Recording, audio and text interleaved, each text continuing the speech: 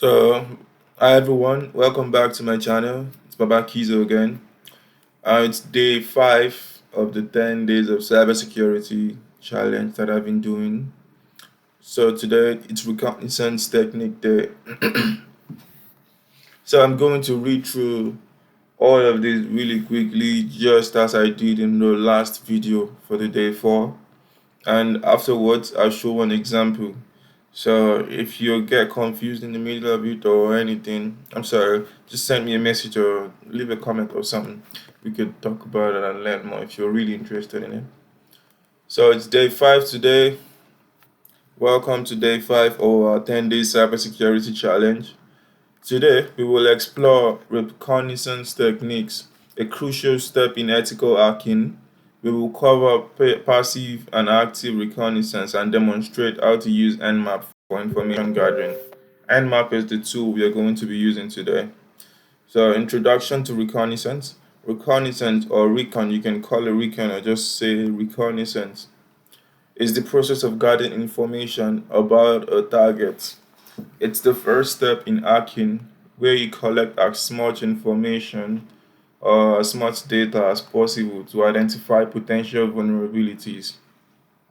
That's basic definition and straightforward. So there are two types of reconnaissance: passive reconnaissance and active reconnaissance. So a little bit about passive reconnaissance. It's gathering information without directly interacting with the target. Yeah. Examples: WHOIS lookups, Google Dorking, and social media research. I think everyone knows about the social media research. So, active reconnaissance. Now we are interacting directly with the target to gather information. Examples: Nmap scanning, pinging, and banner grabbing. I think we're going to have more examples of those later. So, tools for information gathering. Here are some essential tools for information gathering: passive reconnaissance tools. WHOIS, that's the WHOIS. Who is it? This is a tool on its own, just as it is WHOIS. If you go on your terminal, and we're going to open up the terminal later, not right now. So that is a command on its own, it's a tools on its own. So the description, it's receive domain registration information. If you type WHOIS and example.com, it could be anything, it could be my website actually, babakizo.com. It's going to give you information about my domain registration. So let's keep going quickly, not to talk too much about this. Google Docking, example query, site example.com. Again, maybe babakizo.com, but this is just an example.com. And we look for file type PDF. And if I have any information being leaked that contains a PDF or it's a PDF file, you're definitely gonna see it on Google, and I don't want that to happen. So that's why I need to work harder and secure my website, or whoever has a website too. So the description uses advanced search operators to find specific information. So it doesn't have to be only PDF. It could be the TXT file.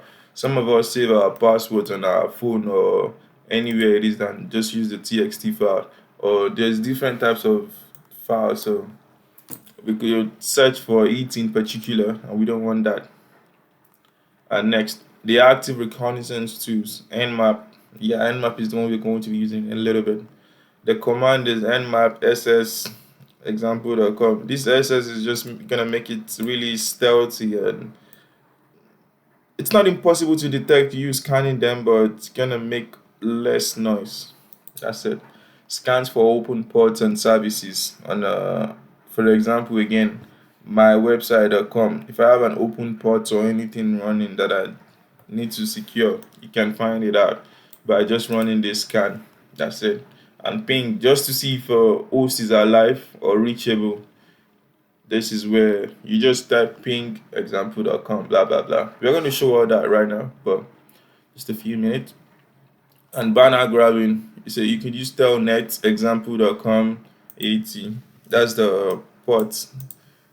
This could be different. It doesn't have to be 80, but it could be anything. So it retrieves information about the service running on a port. So it doesn't have to be just this port. It could be a different port. Next, practical demonstration using Nmap. Okay, now we're getting into the interesting stuff. Let's do a practical demonstration using Nmap to scan a target. Example target: use a safe and legal target. Don't hack a website you don't have a permission to. I beg of you. So this we have a permission to do this because it's an Nmap thing. They provided it so you can learn from it. So we can legally scan this one and not get into any trouble. So that's what I wrote here, which is provided by the creators of Nmap for testing purposes. So we're going to run the Nmap scan and we get this example. So let's just go directly to do it. So this is an Nmap dash S. I already wrote it before actually, so this is it. I need a root privilege. So sometimes if you use the Kali Linux, you might decide your basic Kali doesn't have the permission. So that's where you go and use sudo.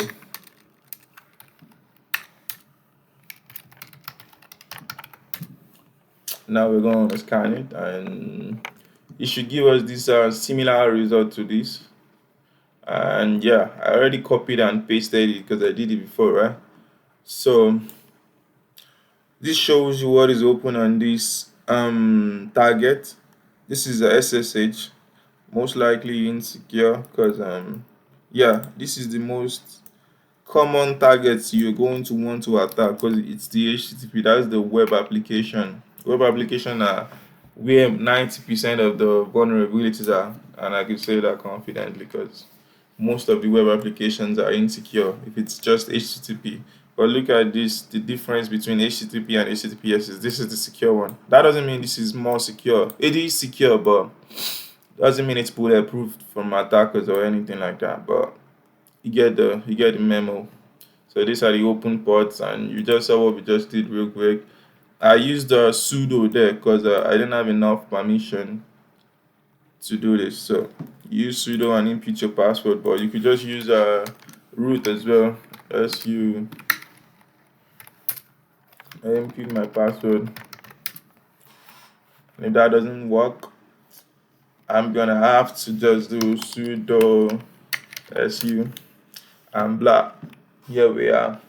We're in the root. So if I use this root and just do the Nmap, it's not gonna tell me I don't have the permission because the Kali Linux has different permissions. And this could be dangerous. You could delete something you don't want to delete, or something could really easily go wrong. So that's why I just stay using the Kali. So, but if you like, you could just keep using the root and Kali. And I'm sorry if you have no idea what I'm talking about right now. Just chat to me and we'll talk about what is it. So next, the explanation. The output shows the. I literally just explained all this now.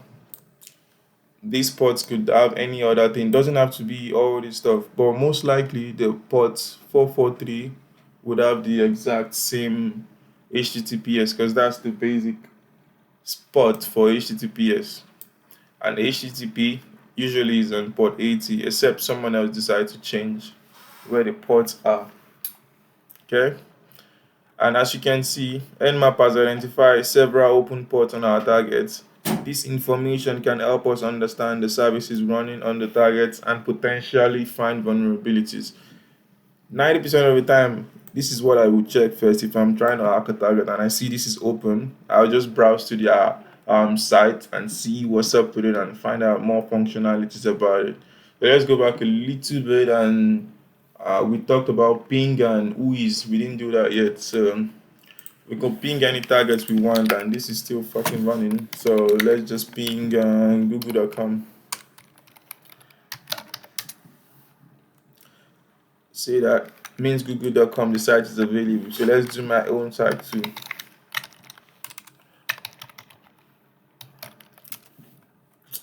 It's reachable too. Just to make sure the target is online, because if it's not reachable, you would not be getting all of this response we are getting.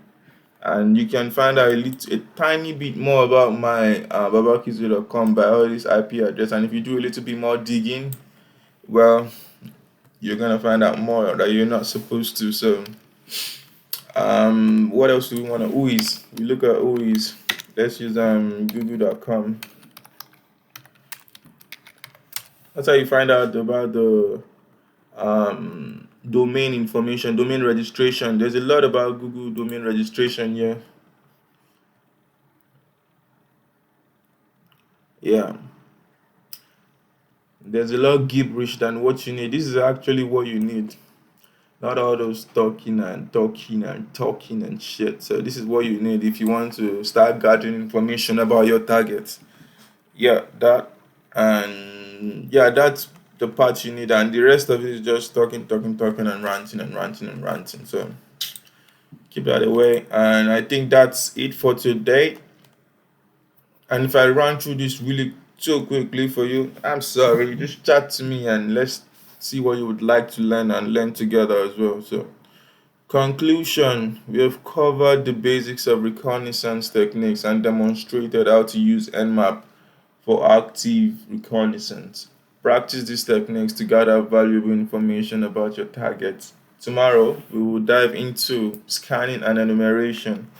Stay safe and happy hacking. Tomorrow, we'll dive into the scanning and enumeration. This is just the basic. We didn't do a lot of scanning today. We just started with Nmap, and let's look a little bit more about Nmap too. You could ask for help and see. These are different commands you could use on Nmap. If you want to find out more, you could use some specific scripts to target some things and find out the service version. There's a lot you could do with it. So if you don't know the command of it, like I don't know half of the command of it, this is where I just go to and just type nmap dash h dash means help. So you look through it and read through it, and the internet has a lot of help. If you get lost in the middle of it, there's a lot of videos on YouTube, and you could just simply Google some stuff and you will find out more. Thanks again for joining me today. Stay safe and happy hacking. I will be back tomorrow for day 6 and scanning and enumeration. And I know this 10 days seems to be boring. We'll soon get into the interesting shit because this seems boring to me, but we have to go through the basics too. Thank you again for joining me today.